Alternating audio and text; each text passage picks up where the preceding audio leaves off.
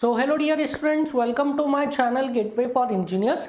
Now in the today's class we will discuss some numericals on moment area method. Moment area method पे हम numericals discuss करेंगे. देखिए students, मैंने आपको जैसे कि लास्ट लेक्चर में बताया था that this moment area method, इसमें थोड़ा सा कैलकुलेशन कम करना पड़ता है as compare to the other two method that is double integration method and Macaulay's method. तो इसलिए स्टूडेंट्स को ये मेथड इजी लगता है एंड एक्चुअली ये मेथड थोड़ा इजी है भी as compare to other two methods. तो इसमें क्या है, कैलकुलेशंस कम करना पड़ते हैं, बट इस मेथड से कुछ सिली मिस्टेक होने के चांसेस बहुत ज़्यादा रहते हैं. ठीक है, बिकॉज इस मेथड में आप माइनर मिस्टेक्स कर देंगे और आपको मिस्टेक करते हुए पता भी नहीं चलेगा कि आपने मिस्टेक किया है. इसलिए हम वो मिस्टेक्स आपके साथ ना हो क्वेश्चन सॉल्व करते हुए, इसलिए हम क्या करेंगे, क्वेश्चंस का प्रैक्टिस उस तरीके से करेंगे. ठीक है, एंड आपको मैं प्रैक्टिस करते हुए बताऊंगा कि स्टूडेंट कहाँ पे मिस्टेक करते हैं. हो सकता है मैं एक बार आपको गलत सॉल्व करके भी बताऊं, तो उस तरीके से मैं आपको बताऊंगा ताकि आपका वो मिस्टेक्स ना हो. So the first question is in front of you. You have to calculate slope and deflection in the case of simply supported beam which is subjected to a point load at centre. आपको क्या निकालना है, support पे slope निकालना है and centre पे आपको deflection निकालना है. सो इसके लिए हमें सबसे पहले क्या करना पड़ेगा, we have to draw bending moment diagram. So bending moment diagram बनाइए. तो इस स्ट्रक्चर के लिए हमें बेंडिंग मोमेंट डायग्राम बनाना आता है. This is 0 0 axis and you can easily draw bending moment diagram for this structure. Bending moment का degree कितना होगा, 1. तो bending moment will B triangular, that will be a straight line and the maximum value is PL/4. ठीक है, so this is the bending moment diagram for this structure. Now what we have to do is we have to draw M/EI diagram. Now जब तक आपको question में कुछ दिया नहीं है then you have to assume EI is constant. अगर EI variable होगा या किसी पॉइंट पे EI सडनली चेंज हो रहा होगा तो क्वेश्चन में स्पेसिफिकली मेंशन करेगा. जब तक कुछ नहीं दिया है तब तक what you have to consider, you have to consider EI as constant. तो I am assuming EI is constant. तो EI constant अगर हम अज्यूम करेंगे तो M/EI diagram will be same as bending moment diagram. बस क्या चेंज हो जाएगा, मैग्नीट्यूड रिड्यूस हो जाएगा. So shapes will be same but magnitude will be reduced. So M/EI diagram will be like this. This was positive and this is also positive. This is 0 0. This is M/EI and this is BMD. So हमारे पास क्या आ गया है, M/EI diagram आ गया. Maximum value क्या हो जाएगी, PL/4EI. ठीक है, so maximum value of M/EI diagram is PL/4EI. Now what we have to do, we have to apply area moment method, moment area method and we have to solve this question. तो सबसे पहले मैं लगा रहा हूँ according to the first theorem. देखिए हम first theorem लगा सकते हैं कि नहीं. फॉर दिस स्ट्रक्चर, क्या आपको किसी पॉइंट पर स्लोप पता है, किसी पॉइंट पर आपको इस स्ट्रक्चर के लिए स्लोप पता है. यू विल से यस, हमें पता है that this is a simply supported beam and this is a symmetrical structure. For this symmetrical structure load कहाँ लग रहा है, सेंटर पे. तो मैक्सिमम डिफ्लेक्शन कहाँ पे आएगा, सेंटर पे. मैक्सिमम डिफ्लेक्शन सेंटर पे आएगा, दैट मीन स्लोप कितना हो जाएगा सेंटर पे. सेंटर पे the value of slope is 0. तो यहाँ सेंटर पे स्लोप 0 हो गया. तो हमें पता है slope at point C is 0. That means हमें एक पॉइंट मिल गया जिसपे हमें स्लोप पता है. Then in that case we can apply what, we can apply first theorem. First theorem क्या बोलती है, फर्स्ट थ्योरम बोलती है final minus initial, theta final minus theta initial is equals to, so theta final minus theta initial is equals to area of M/EI between these 2 points. So theta final minus theta initial is equals to area of M/EI diagram between these 2 points.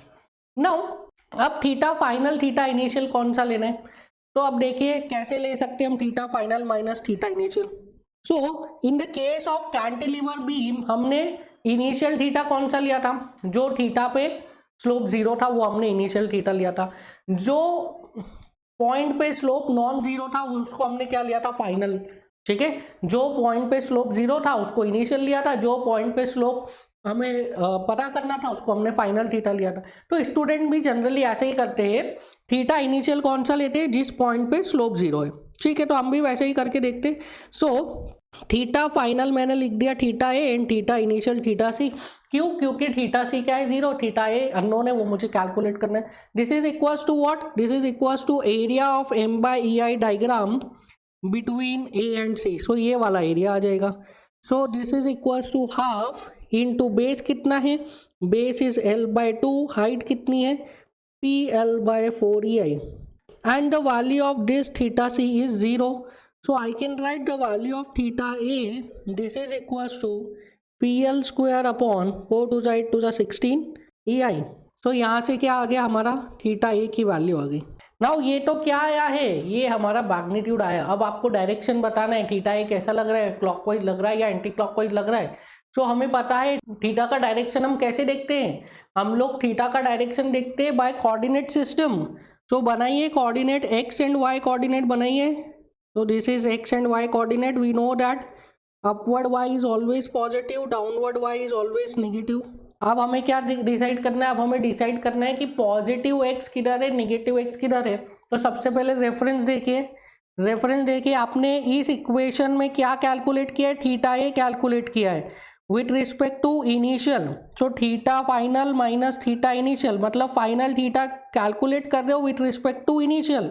So initial क्या हो गया, reference, that means point C is reference. Point C क्या हो गया, point C is reference. And point A किधर है, point A is सी के left में या राइट में, तो पॉइंट ए जो है वो सी के लेफ्ट में। देखिए point A is on the left of C, C के लेफ्ट में ना पॉइंट ए, सी के राइट में क्या है पॉइंट बी, तो सी के लेफ्ट में पॉइंट ए, मतलब लेफ्ट वाला एक्सिस क्या हो जाएगा, positive. This is point A, so this is positive axis. And we know that as per the sign convention of slope, positive X to positive Y is positive. That means ये क्या बोल रहा है, positive is clockwise. ठीक है, positive क्या है, positive is clockwise. मतलब ये जो हमारा थीटा आया है, this theta A is equals to P L square upon 16 E I. कैसा है ये, this is clockwise. This is the correct answer. अगर आपने आंसर लिखा है सिर्फ P theta A is equals to P L square upon 16 E I, this is not correct. आपको बताना पड़ेगा कि थीटा क्लॉकवाइज आ रहा है या एंटी क्लॉकवाइज आ रहा है, और वो आप कैसे बताओगे, वो आप बताओगे इस कोऑर्डिनेट सिस्टम से। ठीक है, एंड हमने एक जनरल डिस्कशन भी किया था, अगर आप लेफ्ट टू राइट जा रहे तो एंटी क्लॉकवाइज पॉजिटिव होता है, एंड राइट टू लेफ्ट आ रहे तो क्लॉकवाइज पॉजिटिव होता है। इन दिस केस आप सी टू बी आ रहे हैं, सी टू बी आ रहे हैं, दैट मीन्स आप राइट टू लेफ्ट आ रहे हैं, राइट टू लेफ्ट आ रहे हैं तो क्लॉकवाइज पॉजिटिव है, वहां से भी आप ज्ञान रख सकते हैं, तो अच्छी बात है। सो यहाँ से थीटा आ गया हमारा P L square by 16 E I clockwise. अब क्या कैलकुलेट करना है, we have to calculate delta. So we have to use delta C is equals to delta A plus theta A into AC plus delta C by A। ठीक है, हमें क्या use करना है, ये इक्वेशन यूज करना पड़ेगा। हम सेकेंड थ्योरम को डायरेक्टली यूज नहीं कर सकते।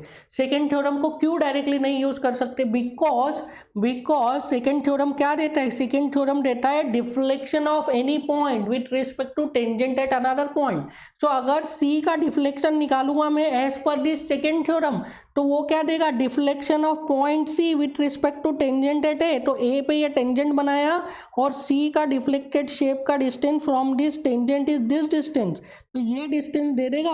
हमें ये डिस्टेंस नहीं चाहिए, हमें क्या चाहिए, सी का डिफ्लेक्शन चाहिए from the original position, initial position से सी का डिफ्लेक्शन चाहिए। तो we can not write second theorem directly, क्योंकि वो क्या दे रहा है, deflection of a point with respect to tangent at another point. So we can not write second equation, हमें क्या लिखना पड़ेगा, ये वाला इक्वेशन लिखना पड़ेगा। Now in this equation we know that delta at point A is how much, it is 0। Delta at point A 0 है। Theta at point ए कितना है, थीटा एट पॉइंट ए अभी हमने कैलकुलेट किया, this is theta at point A. So बचा क्या, delta C by ए। तो पहले डेल्टा सी बाय ए निकाल लेते हैं। डेल्टा सी बाय ए क्या होता है, delta C by A is equals to moment of area of M by E I diagram between A and C about which point लोगे, जिस पॉइंट पे आपको डिफ्लेक्शन निकालना है, that is C, about point C. So delta C by A की value calculate कीजिए, delta C by A this is equals to area कितना था, area was P L square by 16 EI end moment निकालना है तो area के सी G का distance लेना पड़ेगा। सो इस एरिया के सी जी का डिस्टेंस लीजिए, कहाँ से लोगे, फ्रॉम पॉइंट सी, तो it is near to C, that is L by 1/3 into L by 2, so it is equals to PL square by 16 EI into 1/3 into L by 2, तो कितना आ जाता है यहाँ से 16 2 जा 32 3 जा 96, so it is equals to PL square by 96 EI। ठीक है, सो पुट करिए इन दिस इक्वेशन, वैल्यू को पुट करिए in this equation, you will get delta C is equals to theta A कितना था, it is PL square by 16 EI, so PL square by 16 EI into AC was L by 2 plus delta C by A, so delta C by A is PL square upon 96 EI। देखिए क्या आता है delta C, so delta C is 1/32 plus 1/96 is 1/24, that is PL cube upon 24 EI, PL cube upon 24 EI। अब देखिए क्या ये standard result से match कर रहे हैं, यू विल से नो, ये स्टैंडर्ड रिजल्ट से मैच नहीं कर रहा है, क्योंकि हमने जो स्टैंडर्ड रिजल्ट देखा था, a simply supported beam subjected two point load at the centre, for this case slope कितना आता है, slope is PL square by 16 EI, correct, but deflection is not PL square bye 24 EI, deflection is wrong, deflection PL cube by 24 EI नहीं आता है, कितना आता है, deflection आता है PL cube by 48 EI। This is wrong, this is wrong. देखिए आपने गलती किया है और आपको पता भी नहीं चला है। नाउ मैं आपको बताता हूँ आपने क्या गलती किया है। आपने गलती किया है in this case sign convention का आपने गलती किया है, ठीक है। आप इस केस के लिए साइन कन्वेंशन देखिए, that is delta C is equals to delta A plus theta A into A C plus delta C by A. Now in this case इसका अगर मैं साइन कन्वेंशन देखूँ तो I have to draw what, I have to draw coordinate. तो X and Y coordinate बनाइए, तो these are X and Y coordinate. हमें पता है that upward is always positive Y, downward is always negative Y. Now अब ये वाली equation में देखिए, इस इक्वेशन में what you are calculating, you are calculating delta C with reference to delta A.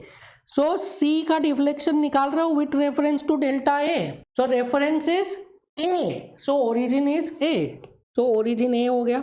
Now final point कौन सा है, सी। अब सी देखिए यहाँ पे, सी ए के राइट में या लेफ्ट में, सी पॉइंट ए के राइट में या लेफ्ट में, तो आप बोलेंगे ए के राइट में है C point. So positive X कौन सा हो गया, राइट वाला X is positive, this is positive X, this is negative X. Now हमारा साइन कन्वेंशन क्या बोलता है, स्लोप का, स्लोप का साइन कन्वेंशन बोलता है positive X to positive Y is positive. So positive X to positive Y is positive. So अब इस केस में देखिए आपका साइन कन्वेंशन स्लोप का क्या बोल रहा है, एंटी क्लॉकवाइज इज पॉजिटिव, ठीक है। इस इक्वेशन में थीटा जो है that anti clockwise is positive. So theta A जो है, थीटा ए की वैल्यू अगर आपने पॉजिटिव रख दी एज इट इज इस इक्वेशन में, यहाँ पे कहाँ रखी आपने, इधर रखी ना PL स्क्वायर बाय 16 EI, ये रखी ना आपने value PL square by 16 EI। सो इस डेल्टा सी की इक्वेशन में अगर आपने थीटा ए पॉजिटिव रखा, इसका मतलब क्या, ये कौन कैसा स्लोप है, this is anti clockwise slope, ठीक है। This slope is what, this slope is anti clockwise. पर एक्चुअल में ए पॉइंट पे कैसा स्लोप आ रहा है, एक्चुअल में ए पॉइंट पे क्लॉकवाइज स्लोप आ रहा है। तो आपने गलती कहाँ किया है, आपने ये दोनों केसेस में जब आपने थीटा कैलकुलेट किया तब आपका साइन कन्वेंशन ये था, इसके अकॉर्डिंग आपने थीटा निकाला, that theta is positive, theta is PL square by 16 EI clockwise. और जब आपने डेल्टा सी निकाला उस टाइम पे आपका साइन कन्वेंशन चेंज हो गया था, क्योंकि पॉइंट्स का रिलेटिव लोकेशन चेंज हो गया। यहाँ पे आपने डेल्टा ए कैलकुलेट किया with respect to, sorry theta A calculate किया विथ रिस्पेक्ट टू सी, तो ए पॉइंट का आपने स्लोप कैलकुलेट किया with reference to C point, और यहाँ पे आप सी पॉइंट का डिफ्लेक्शन कैलकुलेट कर रहे हो with reference to A point. समझ में आया कहाँ पे गलती किया है, यहाँ पे रेफरेंस है आपका ए पॉइंट और यहाँ पे रेफरेंस है आपका सी पॉइंट, ये आपने मिस्टेक किया है। सो या तो दोनों केसेस में आपका रेफरेंस पॉइंट एक होना चाहिए। अगर आप रेफरेंस पॉइंट अलग अलग रख रहे हैं तो ये जो थीटा की वैल्यू है ये डायरेक्टली आप यहाँ से उठा के इधर नहीं डाल सकते, ठीक है। थीटा की वैल्यू एज इट इज आप इसमें नहीं डाल सकते। यू हैव टू चेक कि इसका साइन कन्वेंशन क्या बोल रहा है। इस इक्वेशन के लिए साइन कन्वेंशन बोल रहा है that anti clockwise is positive. Theta कैसा है, थीटा इज क्लॉकवाइज, सो मुझे यहाँ पे थीटा क्लॉकवाइज रखना है तो निगेटिव रखना पड़ेगा, ठीक है। मुझे यहाँ पे थीटा क्या है, इस साइन कन्वेंशन के हिसाब से anti clockwise is positive, theta की वैल्यू आ रही है हमारी क्लॉकवाइज, सो यहाँ पे थीटा की वैल्यू इस इक्वेशन में मैं रखूंगा तो I have to put -PL²/16EI। समझ में आया। मुझे यहाँ पे ये जो थीटा की वैल्यू है इसको यहाँ पे PL²/16EI की जगह क्या रखना था, -PL²/16EI। क्यों ऐसा रखना था, because in both the cases, in the first case reference was C, तो सी जब रेफरेंस था तब क्लॉकवाइज पॉजिटिव था। In the second case reference was point A, तो ए जब रेफरेंस हो गया तो एंटी क्लॉकवाइज पॉजिटिव हो गया। सो एंटी क्लॉकवाइज पॉजिटिव है तो क्लॉकवाइज को क्या रखना पड़ेगा, नेगेटिव। या तो फिर मुझे क्या करना पड़ेगा, या तो फिर मुझे यहाँ पे एंड यहाँ पे दोनों ही केसेस में रेफरेंस को सेम रखना था। यहाँ पे अगर ए रेफरेंस है तो यहाँ पे भी ए को रेफरेंस रखना था and I have to write θc minus θa, θc minus θa लिखना था। समझ में आ रहा है। सो हमने कहाँ गलती किया, हमने यहाँ गलती किया। इसको हम बहुत अच्छे से कट करेंगे, ठीक है। इसको है ना स्टूडेंट ऐसा कट करते हैं, अरे ये तो गलत हो गया। कभी भी ऐसा कट नहीं करना है। ये जो मिस्टेक है ये मिस्टेक आपको ध्यान रखनी है कि ये मिस्टेक आपको नहीं करनी है, इसलिए आप इस कट को बहुत ही प्यार से लगाएंगे लाइक दिस, ठीक है। And you will write here, you will write due consideration is to be given on sign convention of slope in calculating theta and delta both, ठीक है। आपको स्लोप के साइन कन्वेंशन को कंसिडर करना है इन both the cases. या तो फिर आप दोनों ही केसेस में क्या रखिए, दोनों ही केसेस में रेफरेंस सेम रखिए, ठीक है। आप रेफरेंस को चेंज मत कीजिए। अगर आपने इधर थीटा सी को रेफरेंस लिया है, मतलब पॉइंट सी को रेफरेंस लिया, तो यहाँ पे भी आप सी को ही रेफरेंस रखिए, ए को रेफरेंस मत रखिए, ठीक है। सो या तो आप यहाँ पे सी को रेफरेंस रख लीजिए। सो सी को रेफरेंस रखेंगे तो delta A is equals to delta C plus theta C into A C plus delta A by C. So from here you will get delta A तो ज़ीरो है, थीटा सी भी zero है, तो from here you will get delta C is minus delta A by C. अब delta A by C क्या है, it is minus, पहले लिख देता हूँ, moment of area of M by E I diagram. So delta A by C क्या है, it is moment of area of M by E I diagram between point A and C about A, ठीक है। आप ध्यान रखेंगे, अब जो आपको लिखना है अबाउट ए लिखना है, you have to write moment about point A. So please write area कितना था, delta C is equal to minus area was PL²/16EI, ये तो हमने कैलकुलेट किया था थीटा निकालते हुए, इनटू अब हमको CG कहाँ से लेना है, in that case we have to take CG from point A. This is point A, this is B and this is C. So CG कहाँ से लेना है, पॉइंट ए से। पॉइंट ए से CG कितना होगा, this is 2/3 into L/2। So I will write here into 2/3 into L/2। तो 2 से 2 कैंसल, डेल्टा सी कितना आ रहा है, -PL³/48EI। माइनस का मतलब क्या है, delta C is PL³/48EI downwards. समझ में आया। डेल्टा सी कितना आ गया, PL³/48EI डाउनवर्ड्स। नेगेटिव आया डाउनवर्ड्स और डाउनवर्ड्स ही आएगा। ये स्ट्रक्चर में भी आप देखिए लोड किस डायरेक्शन में लग रहा है, ये लोड किस डायरेक्शन में लग रहा है, डाउनवर्ड, तो डिफ्लेक्शन भी डाउनवर्ड ही आएगा। यहाँ से जो आपने मिस्टेक की थी, यहाँ पे क्या आ रहा था, PL³/48EI पॉजिटिव, मतलब वो PL³/48EI अपवर्ड आ रहा था, वो तो बिल्कुल ब्लंडर ही किया था हमने, ये सिर्फ आपको समझाने के लिए था। So the actual deflection is PL³/48EI। सो आपके पास दो तरीके हैं, या तो आप इन बोथ द केसेस क्या करिए, इन बोथ द केसेस जो आपका रेफरेंस है, रेफरेंस आप सेम रखिए दोनों में ही। अगर आप रेफरेंस सेम नहीं रखते तो थीटा के साइन को आपको ड्यू कंसिडरेशन देना है। अगर यहाँ से आपका थीटा जो है, theta was coming out to be positive and you know that clockwise is positive in this case, तो जब आप यहाँ पे डेल्टा सी बाय ए का इक्वेशन लिखेंगे, यहाँ पे delta C by A, and in for this case if anti clockwise is positive और यहाँ पे आपको थीटा की क्लॉकवाइज वैल्यू रखनी, तो यू विल राइट माइनस। देखिए कैसे। सो सेकेंड मैथड है, second option to solve, that is delta C is equals to delta A plus theta A into A C plus delta C by A. So यहाँ से delta A तो हो गया 0, you will get delta C is equals to minus of P L square upon 16EI into L by 2 plus delta C by A की value कितनी निकाली थी अभी हमने, ये आपने वैल्यू करेक्ट निकाली है, delta C is equal to P L cube by 96, या ये आपने करेक्ट निकाली है। कैसे करेक्ट निकाली है, देखिए delta C is positive P L cube by 96 that means अगर आप पॉइंट ए पर टेंजेंट बनाते हो तो इस टेंजेंट के रेफरेंस में सी का जो डिफ्लेक्टेड शेप है वो कहाँ जाएगा, ऊपर। कितना डिस्टेंस है, this distance is P L cube by 96 सो इसके टेंजेंट से ये वाला distance is P L cube by 96 so this is correct, इसमें कोई गलती नहीं है।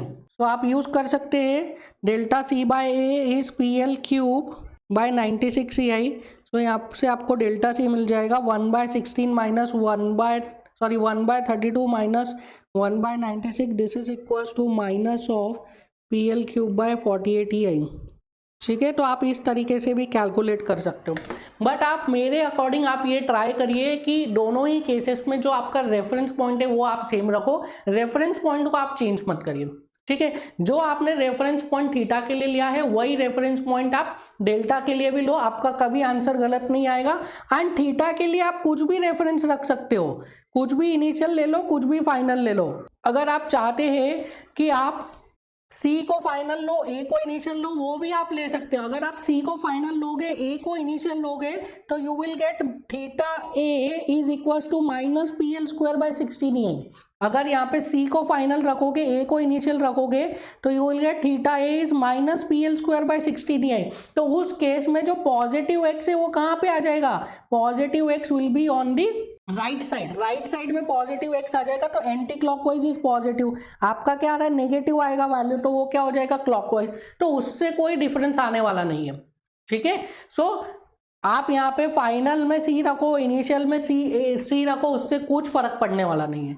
आपको साइन कन्वेंशन पता होना चाहिए, नहीं तो स्टूडेंट, मैं बता रहा हूँ 50% ऑफ द स्टूडेंट इसी में ही कंफ्यूज रहते हैं एरिया मोमेंट में कि फाइनल किसको रखना है, इनिशियल किसको रखना है। किसी को भी रख सकते हो, आपको साइन कन्वेंशन पता होना चाहिए, कौन सा, स्लोप का साइन कन्वेंशन इज दिस। ठीक है, एंड डिफ्लेक्शन के केस में आपको क्या करना है, डिफ्लेक्शन के केस में अगेन आपको स्लोप का साइन कन्वेंशन देखना है कि जो स्लोप की आप वैल्यू रख रहे हो वो सही रख रहे हो कि गलत रख रहे हो। ठीक है, या तो फिर दोनों केसेस में जो रेफरेंस है वो सेम रखिए, आप रेफरेंस को चेंज करोगे नहीं तो सेम टू सेम वैल्यू आप उठा के उस इक्वेशन में रख सकते हैं। ठीक है, क्लियर है, आया समझ में। इसमें आप प्लीज कोई गलती मत करिए, बिकॉज इसमें क्या होता है, स्टूडेंट बहुत कॉन्फिडेंट रहते हैं और ये सिली मिस्टेक बस इस साइन कन्वेंशन की वजह से कर देते हैं और +2 की जगह -0.66 हो जाते हैं। आप प्लीज ऐसा मत करिए। नेक्स्ट न्यूमेरिकल देखते हैं, नेक्स्ट न्यूमेरिकल।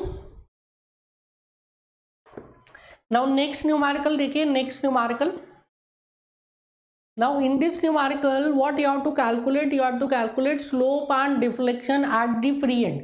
तो free end पे आपको slope निकालना है and free end पे आपको deflection निकालना है।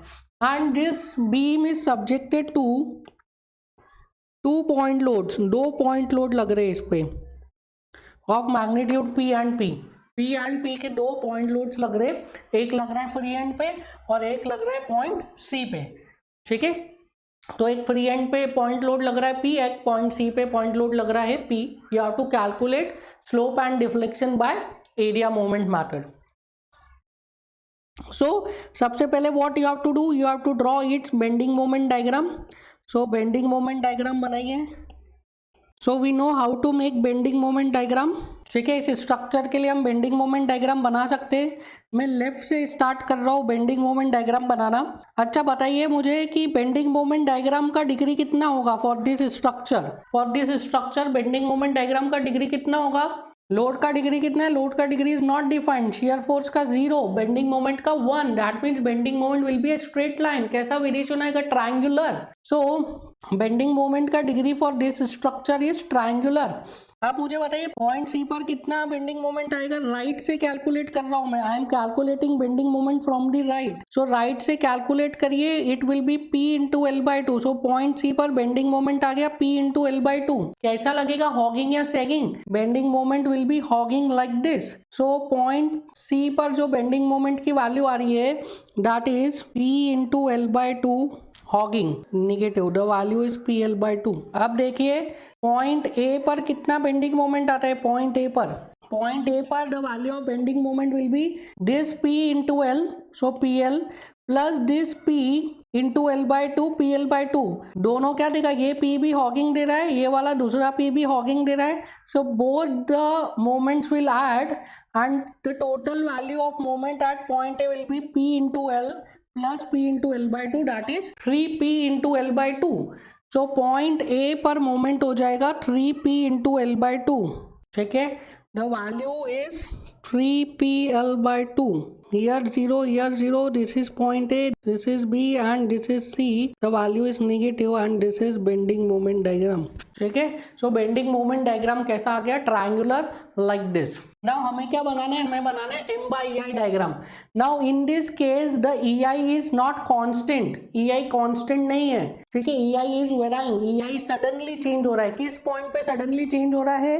पॉइंट सी के बाद सडनली EI चेंज हो रहा है। अगर हम राइट टू लेफ्ट जाए तो B to C EI constant है एंड C के बाद EI सडनली चेंज हो रहा है। सो B to C में हर पॉइंट पे जो भी बेंडिंग मोमेंट की वैल्यू आ रही है उसको किससे डिवाइड करोगे आप? EI से। एंड C to A में हर पॉइंट पे जो भी बेंडिंग मोमेंट की वैल्यू आ रही है उसको किससे डिवाइड करोगे? By 2EI। So B to C में हमने हर पॉइंट पे बेंडिंग मोमेंट की वैल्यू को किससे डिवाइड किया? EI से। दैट मीन्स एक कांस्टेंट वैल्यू से। BC में इनिशियल जो बेंडिंग मोमेंट डायग्राम था that was linear, straight line था। EI से डिवाइड करने के बाद भी क्या ये स्ट्रेट लाइन रहेगा? You will say yes. पहले इनिशियली भी स्ट्रेट लाइन था, एक कांस्टेंट वैल्यू से हर बेंडिंग मोमेंट की वैल्यू को डिवाइड कर रहे हो, दैट मीन्स फाइनल भी क्या रहेगा? ये लीनियर ही रहेगा। सो पॉइंट सी पर इन द पोर्शन BC कितनी वैल्यू आ जाएगी? PL/2EI। So the value of bending moment at point C in the portion BC is how much? It is PL/2EI. ठीक है, this is PL/2EI. Now अब देखिए at point C क्या हुआ है? EI का वैल्यू सडनली बढ़ गया है। at point C EI का वैल्यू सडनली बढ़ गया। तो यहाँ पे पॉइंट C पर आपको M/EI की दो वैल्यूज मिलेगी, एक तो PL/2EI, तो एक बार आपने EI से डिवाइड किया तो क्या आया? PL/2EI। अब जैसे ही आप C से लेफ्ट में जाओगे तो आपको किससे डिवाइड करना है? आपको 2EI से। सो PL/2 को डिवाइड करिए 2EI से, क्या हो जाएगा? PL/4EI। तो पॉइंट C के जैसे ही आप लेफ्ट में जाएंगे आपको क्या मिलेगा? आपको M/EI की वैल्यू मिलेगी PL/4EI।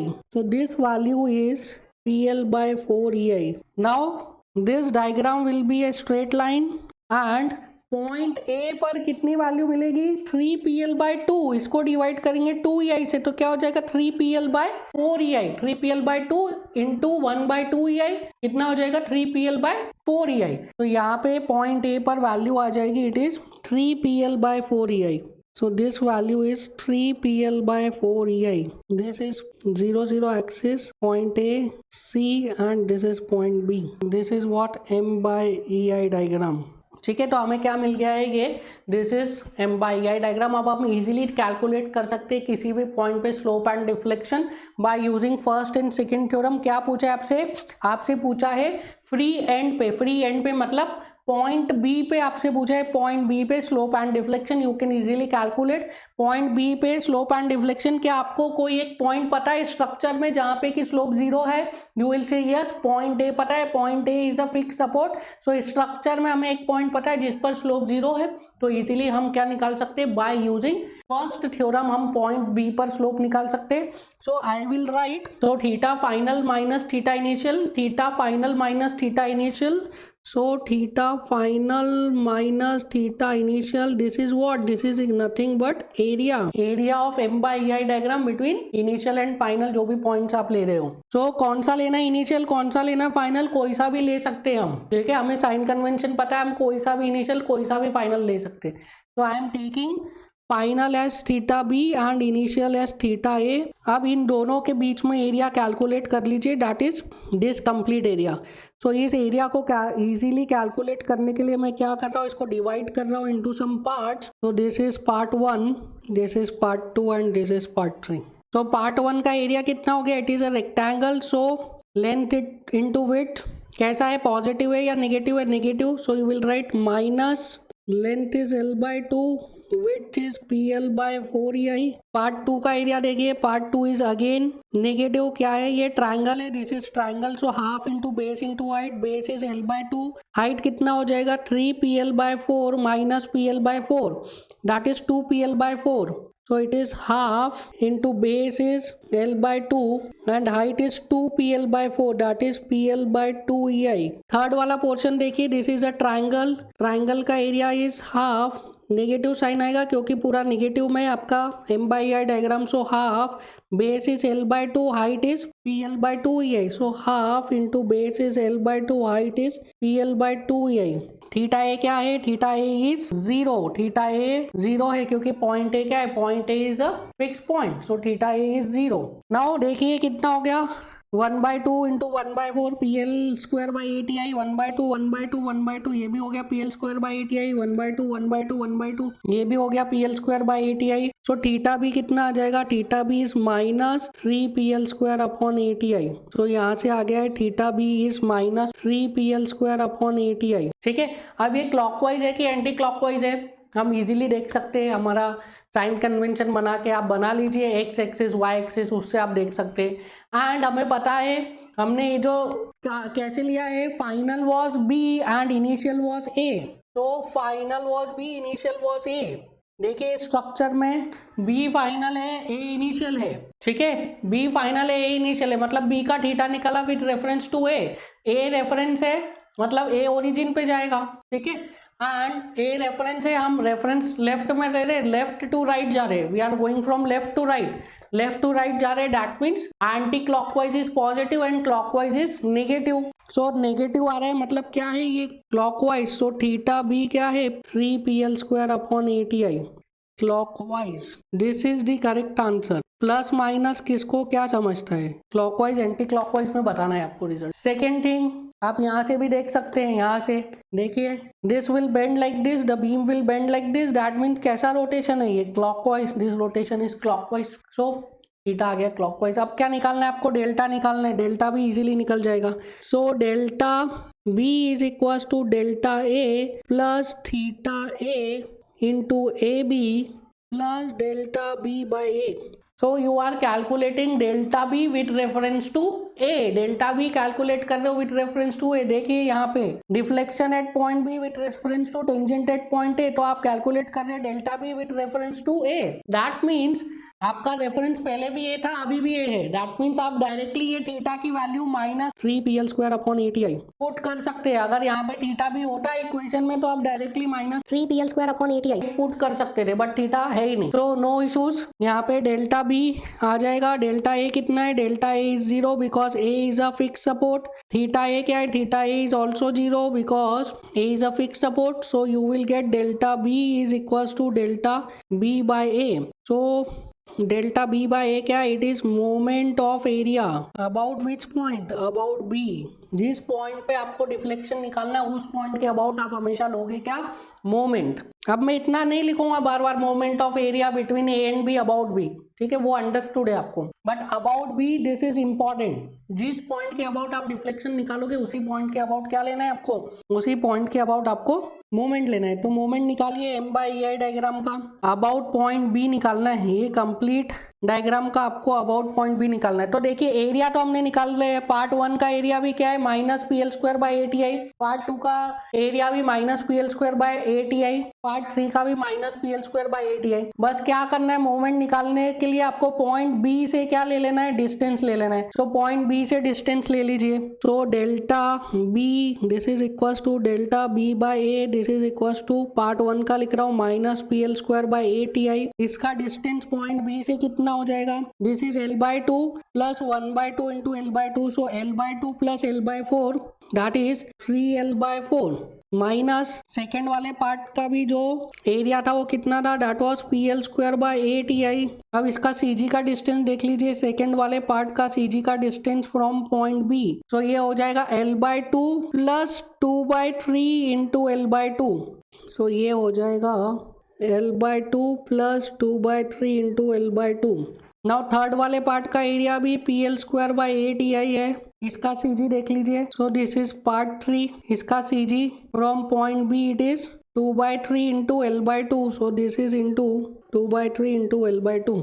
सो यहाँ से 2 से 2 कैंसिल हो जाएगा, इधर 2 से 2 कैंसिल हो जाएगा। So you will get delta B is equal to minus P L square upon A T I को कांस्टेंट ले लेते हैं, अंदर बचेगा पी एल क्यूब ले लेते हैं 3/4 plus L by two plus L by three, उसमें से एल तो कॉमन ले लिया, that is 1/2 plus 1/3 that is 5/6 plus यहाँ से देखिए 8 तो कॉमन हो गया तो क्या बचेगा 1/3, सो 3/4 प्लस 5/6 प्लस 1/3। इसका आप एलसीएम ले लीजिए 12 एलसीएम ले लेंगे तो हो जाएगा 9 plus 10 plus 4, 9 plus 10 is 19 plus 4 23, so you will get so minus 23 pl cube upon 8 into 12 is 96 ci, so minus 23 pl cube upon 96 ci, negative है मतलब डाउनवर्ड, सो डेल्टा भी कितना आ गया minus 23 pl cube upon 96 ei, minus हटा के क्या लगाना है आपको downward, so this is downward, this is the correct answer. ठीक है, कभी भी आपको आंसर पॉजिटिव नेगेटिव में नहीं लिखना है कन्वेंशनल में, बाकी ऑब्जेक्टिव में तो आपसे डायरेक्टली पूछेगा ही वो, तो कन्वेंशनल में आप कभी भी आंसर लिखेंगे upward downward clockwise anti clockwise के टर्म्स में लिखेंगे। तो it is 23 pl cube by 96 ci। Now please try to solve next numerical. Next numerical is in front of you have to calculate slope and deflection at the free end. ठीक है, आपको क्या calculate करना है, free end पे slope and deflection calculate करना है for this beam. So before discussing about this numerical, इस न्यूमेरिकल में बेंडिंग मोमेंट डायग्राम कैसा बनेगा, इस न्यूमेरिकल का बेंडिंग मोमेंट डायग्राम का डिग्री कितना होगा। देखिए लोडिंग डायग्राम का डिग्री 0 है तो शियर फोर्स का degree will B 1, bending moment का 2, तो इस क्वेश्चन के लिए बेंडिंग मोमेंट डायग्राम का डिग्री होगा 2। सो बिफोर डिस्कसिंग फर्दर मैं कुछ पैराबोला की प्रॉपर्टीज आपके साथ में डिस्कस करना चाहता हूँ। So suppose this is a parabola, so suppose this length is b and this length is a, so इस पैराबोला का एरिया कितना हो जाएगा, this is a quarter of a parabola, इसको हम पैराबोलिक सेमी सेगमेंट भी बोलते हैं, this is around quarter of a parabola, इसको पैराबोलिक सेमी सेगमेंट भी बोलते हैं। नाउ इस पैराबोला का एरिया कितना हो जाएगा, the area of this parabola is 2/3 into A into B. ठीक है, इस पैराबोला का एरिया हो जाएगा 2/3 into A into B. Now इस पैराबोला का अगर सी जी की बात करूँ मैं, suppose here is the C G and this is the X coordinate of C G, so I will write it as X bar and this is the Y coordinate of C ji, I will write it as Y bar. So X bar की value क्या हो जाएगी, X bar is equals to 3/8a, Y bar is equals to 2/5b, X bar is 3/8a and y bar is equals to 2/5b। Now ये जो सारे result है ये हर parabola के लिए वैलिड नहीं है। ठीक है, ये जो सारे रिजल्ट है पैराबोला के सिर्फ उस पार्ट के लिए वैलिड है when one of the end पर जो टेंजेंट है वो टेंजेंट कैसा हो, वो टेंजेंट हॉरिजॉन्टल हो। तो अगर एक एंड पे टेंजेंट हॉरिजॉन्टल है then in that case only this results are valid. ठीक है, यहाँ पे अगर आप टेंजेंट बनाओगे एंड पे end if this tangent is horizontal that means यहाँ पे स्लोप कितना है 0, then only these results are valid. ठीक है, if the slope is 0 then only these results are valid. And अगर यहाँ पे स्लोप 0 होता है इस पैराबोलिक पोर्शन का, अगर कोई एक ऐसा पैराबोलिक पोर्शन है जिसका कि स्लोप 0 है एंड पे, उसको हम क्या बोलते हैं, उसको हम बोलते हैं पैराबोलिक सेमी सेगमेंट। ठीक है, this line should be horizontal that is slope should be 0। ठीक है, then only these results are valid. अगर स्लोप 0 है यहाँ पे देन ओनली दीज रिजल्ट्स, ये जो आपने लिखे ना, area is 2/3 AB, X bar is 3/8 A, Y bar is 2/5 B, तभी ये रिजल्ट्स वैलिड है।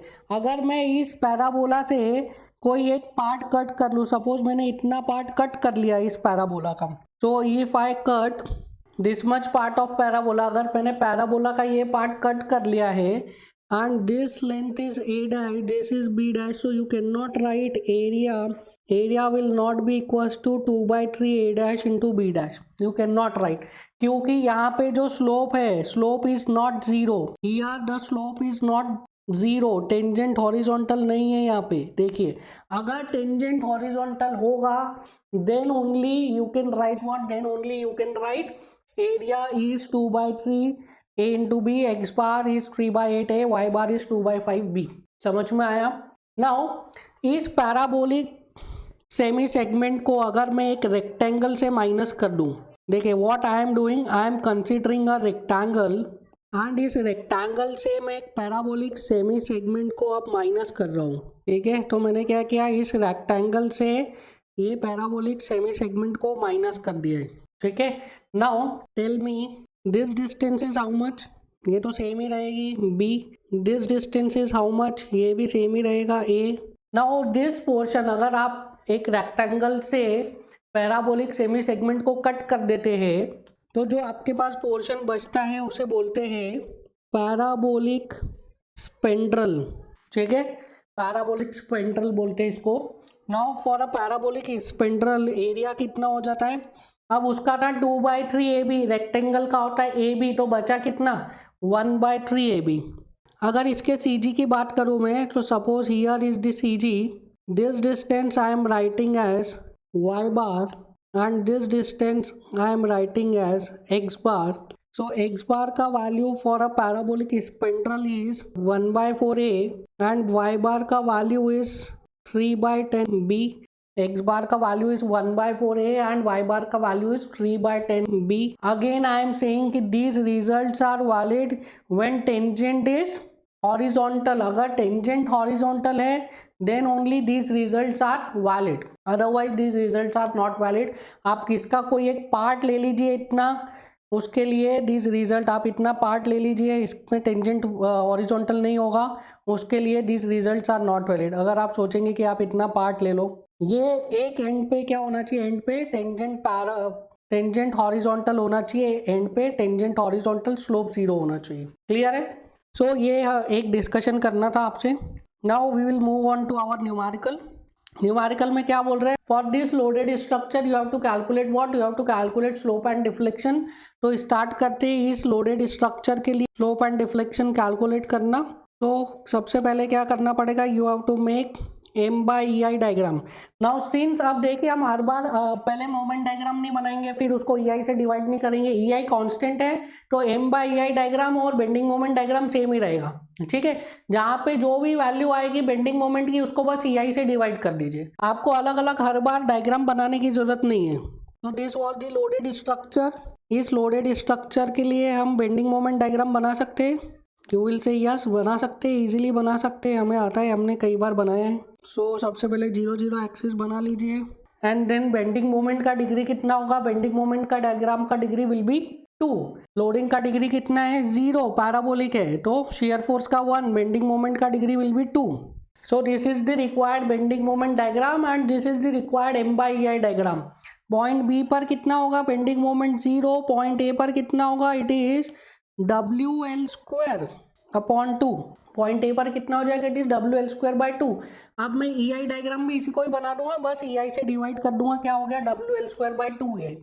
Now for this parabolic shape क्या मैं जो अभी फॉर्मूला डिस्कस किए वो लगा सकता हूँ या नहीं लगा सकता हूँ? आप बताइए कि स्लोप 0 आ रहा है कि नहीं। ये अगर इस पॉइंट पे पॉइंट बी पर अगर स्लोप 0 आएगा तभी मैं जो अभी फॉर्मूला पढ़ के आया हूँ that area of parabolic semi segment is 2/3 AB and area of parabolic spandrel is 1/3 AB, वो तभी लगा पाऊंगा जब पॉइंट बी पर क्या होगा, पॉइंट बी पर स्लोप 0 होगा। अगर पॉइंट बी पर स्लोप 0 नहीं है तो मैं नहीं लगा सकता। ठीक है, यही आपको बताने के लिए मैंने पैराबोला के फॉर्मूलेज डिस्कस किए हैं। स्टूडेंट यही गलती करते हैं। अभी आगे के हम क्वेश्चंस में देखेंगे कि किस तरीके से आप गलती करते हैं। तो इसके लिए आप बताइए फॉर दिस आप लगा सकते हैं कि नहीं।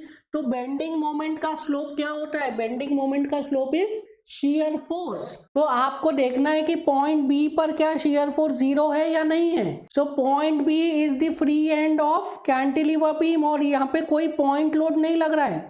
फ्री एंड पे अगर कोई पॉइंट लोड नहीं लग रहा है दैट मीन shear फोर्स क्या है, shear फोर्स पे कोई जंप नहीं आएगा फ्री एंड पे। अगर फ्री एंड पे पॉइंट लोड लगेगा तभी shear फोर्स में फ्री एंड पे जंप आएगा ना।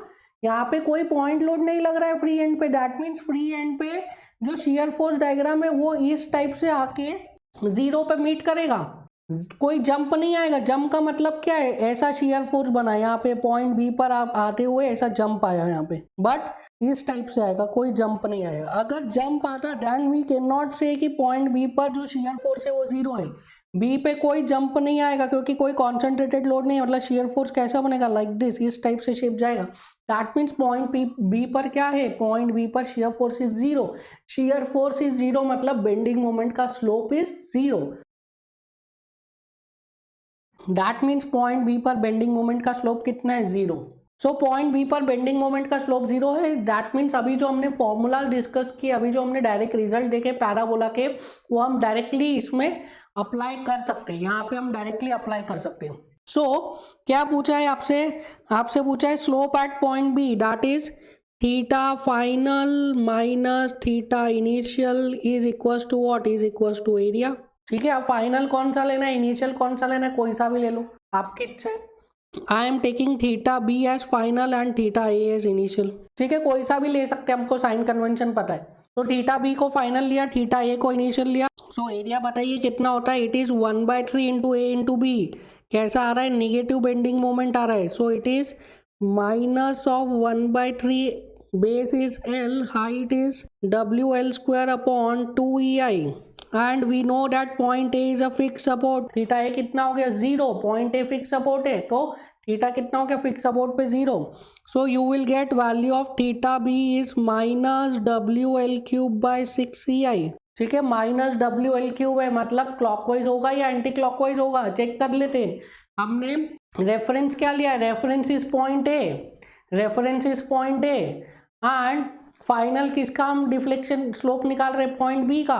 सो रेफरेंस पॉइंट ए है, निकाल रहे हैं पॉइंट बी का।